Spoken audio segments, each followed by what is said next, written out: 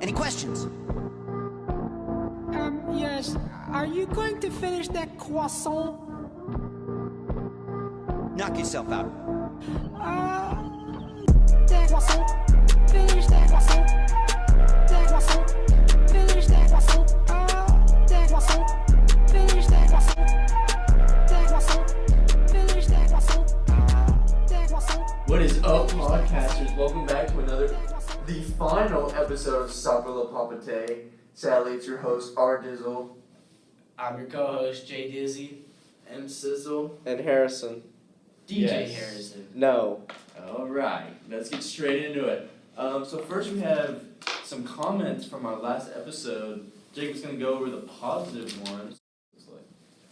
So we have a comment from my grandma's Japanese 36, and it says, "You guys are just so talented, and you're the only reason I smile in my sad life." Oh, jeez. Wow. Well, that's... Thank you, my grandma's Japanese 36. We greatly appreciate that, and if you ever need to talk to anybody, please call separately, and we can talk to you about your sad I'll life. hit you up. Okay, and we also have a negative comment, from Mr. Major English 81. Another podcast, another disappointment. Surprise, surprise. Amazed no one again. Your one subscriber must have nothing else to do in life. Well, Wow. you're not wrong. It but, sounds like a familiar comment. Yeah, I wonder who that's I from. wonder from another- where. Maybe another account. Alright, well, let's get straight into our predictions from last episode, see how we're Alright, at. so last episode we saw that Roy predicted that revolution would happen. Oh, absolutely. And Javert will kill I himself. don't know. I just had this crazy Rory feeling. was spot on. Spot on. I And then wonder Jacob's why. My prediction was spot on also. I said, I believe Marius and Cassette are going to get married. Wow. And guess what happened? They got married. Marius. Okay, what about your prediction, Michael? You know, I feel like I had the same prediction as You did. Jay Dizzy over Yeah, here. you did, M. Sizzle.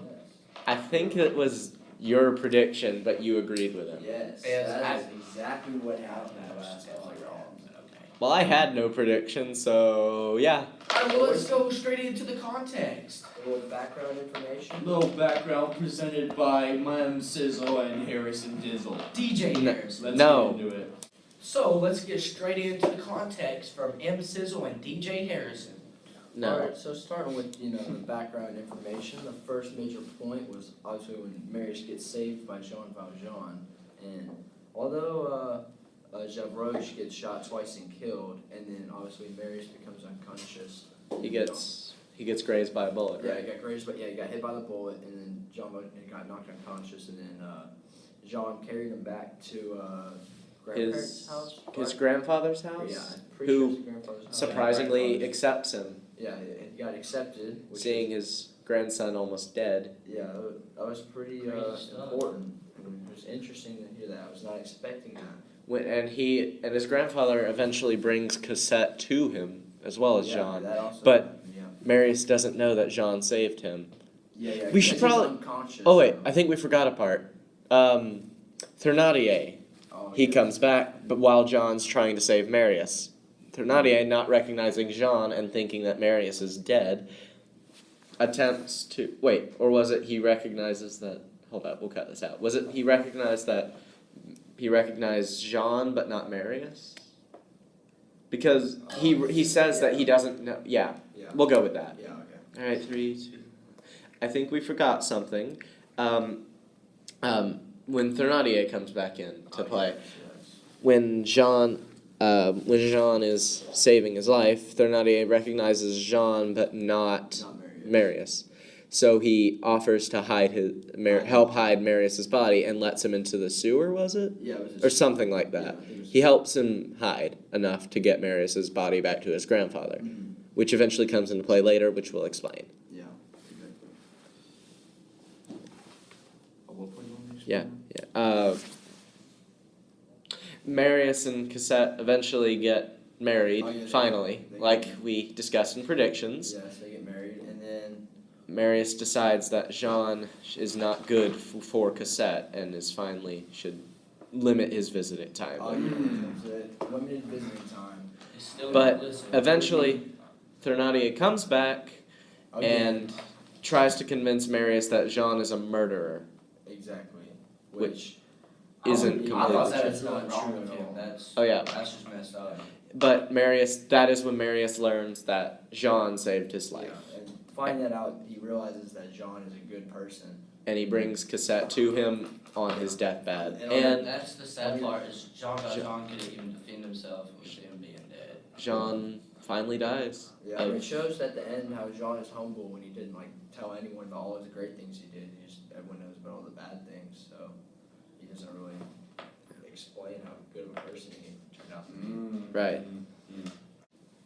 And now I guess we should move on to the discussion questions we came up with. Yes, we should. Alright, So for the first question I have to ask the group is, was Jean Valjean's death deserving? deserving? No. Quite honestly, no, but he had it coming.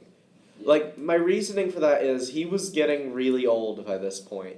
If you think about it, he was like, how old was he when he got out of prison? 27, 28? He was in late 20s. He spent 20 years in as Father Madeleine, and then another, like, 19 to 20 years with Cassette, making him about 68, 70-ish. Yeah, you kind of just lose track of time during the book. Yeah. Like, How and old he considering, like, the age of the time, 68 to 70 is really pretty old. Oh yeah, especially He had it coming, but I don't think he deserved it. Yeah, he definitely did deserve it because throughout his life he started to change and was a better person than his early life. Well, it's not like he died in like a way that he Yeah, it was deserved. a nice death. peaceful Yeah, it was death. He had a peaceful death. I think Peaceful just, like, death surrounded by his sadness. family. Yeah, he deserved that death. He As just- a righteous man, I think. Didn't really get recognized for all his good things that he did, I feel like. Yeah, I feel that like was it the all sad bad part. things, so they're just, So moving on to the next question, the question I had is, if you were Jean Valjean, would you even tell Marius about your past life? Interesting question. That's I mean, I would since. Well, I would tell him, but I mean, he just told him about all the bad things, which is kind of surprising. Yeah, But kind of you stupid. see why he did it, because he's just that type of guy that would do that. pretty But, humble. Very humble. yeah, but I feel like Marius should know, like, I- especially like who I Jean is. I felt as though Marius had a right to know. Yeah, This was also a conversation where he let Marius know that Cassette wasn't his daughter, right. but he was her guardian. Yeah, adopted sort of, but Sort of adopted, sort of rescued. yeah. And oh boy. Anyone Yeah. else? So, like, personally, I would not even have told him, because it was never probably going to come up, so why bring it up and tell him everything when it didn't really even matter at this point of his life or Marius' life. Well, I think John also just wanted maybe to get that off his chest. Yeah, Yeah, I can see Somebody- that. And keeping it in for Yeah. so long. Tell it to somebody he cares about. Yeah. So let's move on to the final question, I guess. So for our final question, I was wondering, if your future father-in-law told you the same things that John told Marius, would you react the same way? And by that, I mean, would you keep contact with him to a minimum because you felt as though he was not necessary? Oh, I would definitely react to that. I mean, him telling me that he was a convict all his life and all. And that Cassette was not his daughter? Yeah, I wouldn't know what to think. I don't know if I would. I would feel like I was like unrelated to this guy. Like this guy's no relevance to me, but Yeah. It's a lot to take in. I would be like scared for Cassette too. I quite honestly feel as though, while I would probably react similarly to Marius, I would be less harsh. Like, yeah, Yeah, like I would instead be of harsh. keeping it down to 1 day a week, making him call Cassette Mademoiselle yeah. and not by her that name. was pretty rough. I don't know why That he was- did Yeah, that was a little messed up. Well, I mean, John did only tell him like only the bad things that he did too. So I don't know if he was what his motive was. But yeah, I think it's a fair reaction from Marius. All right, so now we have a caller calling in. We're gonna ask him a question. Of course, we like to keep their names or their voice and their name anonymous. So, all right, caller. She's actually calling in from Pulaski, Tennessee. Here's a question. Did Jean Valjean redeem himself of his actions throughout the book? Wow. Well, first off, I just want to say thank you for allowing me to be on your all's podcast. Really appreciate it. So to the question, does he redeem himself?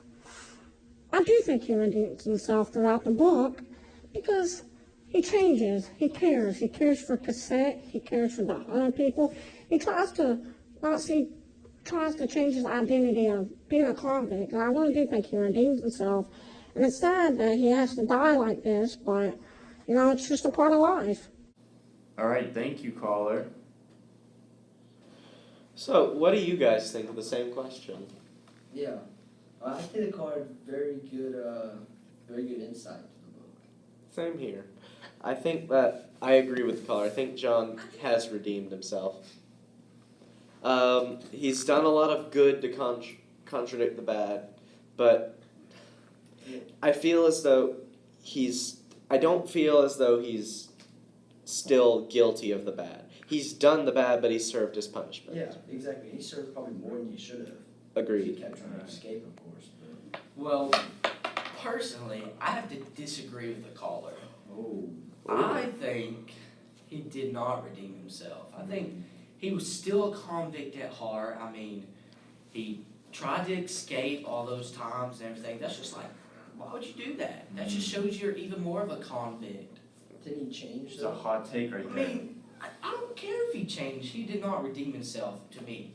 All right, interesting. I absolutely think that he redeemed himself. I mean, I think the book is primarily based on the changing of Jean Valjean, and we see him acting in different ways and throughout the entire book.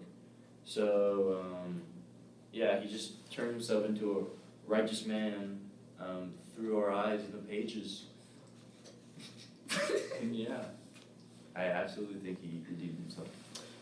Well, I think that's going to end it for our final Yes. podcast. I just really want to thank everybody that has listened to all 5 of our podcasts. We've really worked hard on this. We're really worked together as a team and prepared well, so I hope y'all all enjoyed it. And signing off on our final episode of Sapa La Palpate, it's me, R Dizzle. I'm your main host, Jay Dizzy. Wow. M. Sizzle. And Harrison. DJ Harrison. Well, and he's left the room. All right. All right. Appreciate y'all.